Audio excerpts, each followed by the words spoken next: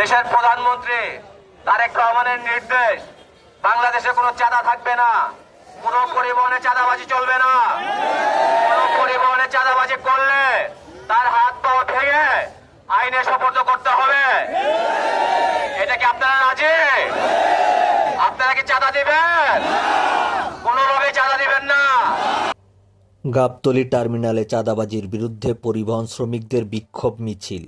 আজ 10 এপ্রিল রাজধানীর গাবতলী আন্তজেলা বাস টার্মিনালে চাঁদাবাজি বন্ধের দাবিতে বিক্ষোভ মিছিল করেছেন পরিবহন শ্রমিকরা। শ্রমিকরা অভিযোগ করেন, বিভিন্ন সংগঠনের নামে প্রতিদিন লক্ষ লক্ষ টাকা চাঁদা আদায় করা হচ্ছে, যা তাদের জীবিকায় চরমভাবে প্রভাব ফেলছে। আজ শুক্রবার বাদ জুম্মা গাবতলী বাস টার্মিনাল এলাকায় ঢাকা বাস ট্রাক অনার্স গ্রুপের চেয়ারম্যানের নেতৃত্বে এই বিক্ষোভ মিছিল অনুষ্ঠিত হয়। দাবি, চাঁদার নামে শ্রমিকদের রক্ত চুষে খাওয়া বন্ধ হোক। চাঁদাবাজদের বিরুদ্ধে স্লোগান দিয়ে টার্মিনালের প্রধান সড়ক অবরোধ করে কিছুক্ষণ অবস্থান করেন পরিবহন শ্রমিকরা।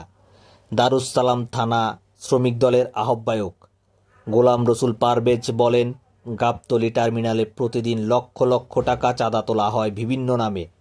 প্রতিটি বাস থেকেই নেওয়া হয় চাঁদা, ভোগান্তি পোহাতে হয় পরিবহন শ্রমিকদের। তিনি আরও বলেন, আমরা শ্রমিকরা কাজ করেও খেতে পারছি না। অক্লান্ত পরিশ্রম করে করা আয়ের সিংহভাগই চলে যাচ্ছে চাঁদাবাজদের পকেটে। বিভিন্ন সংগঠনের নামে আত্মসাৎ করা হচ্ছে শ্রমিকদের কঠোর পরিশ্রমের আয় বা রোজগার। বিক্ষোভকারীরা সরকারের কাছে চাঁদাবাজির সঙ্গে জড়িতদের বিরুদ্ধে তাৎক্ষণিক ব্যবস্থা নেওয়া এবং পরিবহন খাত থেকে সব ধরনের অবৈধ চাঁদা আদায় বন্ধের দাবি জানিয়ে আইনের দৃষ্টি আকর্ষণ করেন।